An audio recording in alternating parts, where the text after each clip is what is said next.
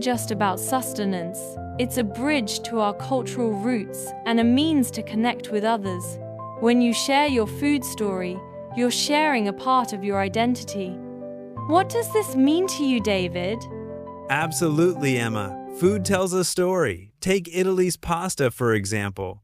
It's not just about the dish itself, but the tradition and family gatherings behind it. It's like a culinary thread that connects generations. I love that analogy.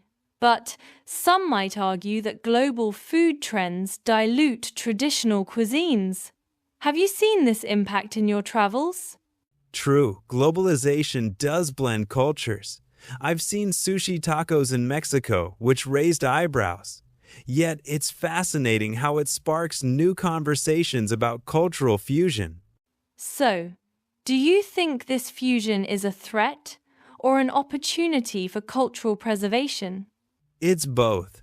While it risks losing authenticity, it also offers a chance to innovate and adapt. For example, a fusion dish might introduce someone to a new culture altogether. And looking forward, how do you see the role of food in cultural education evolving? With technology, virtual cooking classes can bridge gaps. Imagine learning about a culture's food directly from a local chef abroad. This could preserve authenticity while educating globally. Let's dive into some essential English phrases for discussing your country's cuisine. David, what's one phrase you often use? I like saying, "This dish is a staple during celebrations." It immediately sets the context for the dish's importance culturally. That's a good one. How about describing flavors? What phrases should listeners remember? Phrases like "it's tangy and refreshing" or "it has a savory umami flavor" give a vivid taste profile, making conversations more engaging. Great! But how do you handle questions when someone hasn't tried your dish? I usually say, "Imagine the warmth of a hug in a bowl." It's metaphorical but works wonders in sparking curiosity. And if you're asked for a recommendation, how do you respond? I'd say, if you're adventurous, try our spicy seafood stew. It's a flavor journey. It's inviting and sets the stage for a memorable experience. Let's bring these phrases to life with a practical example. David, imagine you're talking to a local in Thailand. How would you describe your favorite dish? All right, I'd say, in my country, we have a dish called shepherd's pie. It's a comforting mix of minced meat and mashed potatoes. And how do you express its cultural significance? I'd add, it's a classic family dinner that brings everyone to the table on a cold winter night. That paints a cozy picture. But what if your listener isn't familiar with some ingredients? Good point. I'd clarify, it's like a savory meat pie with a fluffy potato topping, simple and relatable. And if they seem interested, how do you invite them to try it? I'd say, if you ever visit, I'd love to share a homemade pie with you. It's a slice of our culture. It's warm and welcoming. Food isn't just about taste, it's about the memories it evokes. David, do you have a personal food story to share? Definitely, Emma. I remember my grandmother's apple pie. Every Thanksgiving, the aroma would fill the house, a reminder of family unity.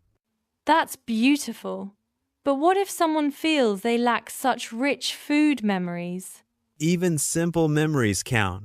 Like the first time you tried street food with friends, those experiences are just as valid.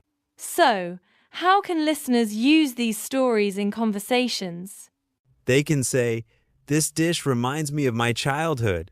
It's a gateway to sharing deeper stories and emotions. And looking forward, how do you think sharing such stories can impact cultural understanding? Stories humanize cultures. They shift perceptions from stereotypes to personal connections, fostering empathy and understanding. Let's explore how food plays a role in cultural exchange. David, what's one example where food facilitated a cultural connection for you? When I traveled to Morocco, sharing a tagine with locals broke language barriers. It was a lesson in how food speaks a universal language. That's powerful. But what about critics who say food alone can't bridge cultural gaps? True, food isn't a cure-all, but it opens doors for dialogue and mutual respect, which are crucial first steps in bridging gaps.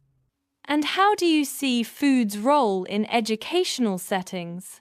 In schools, incorporating food discussions can make cultural studies more engaging. Imagine a history lesson accompanied by traditional snacks. That sounds engaging. And looking forward, how can we better use food in cultural education? Virtual cooking exchanges could be revolutionary, allowing students worldwide to cook and learn about different cultures from their kitchens.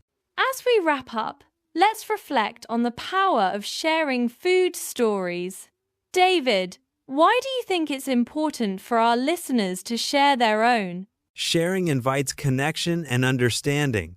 It allows listeners to become cultural ambassadors, spreading awareness and appreciation of their heritage. That's inspiring. But what if someone is hesitant because they think their story isn't unique? Every story is unique. Even common dishes have personal twists that make them special. Embrace what makes your experience yours. And how can listeners start sharing these stories with confidence? Begin with small groups or online communities. Use phrases we've discussed and focus on the emotions your food evokes. Before we go, any last words on the future of food storytelling? I see a future where food stories unite us globally, fostering a tapestry of shared experiences, bridging cultural divides one dish at a time. All right, that's all for this episode. Thanks for listening, and we'll catch you next time. Bye-bye.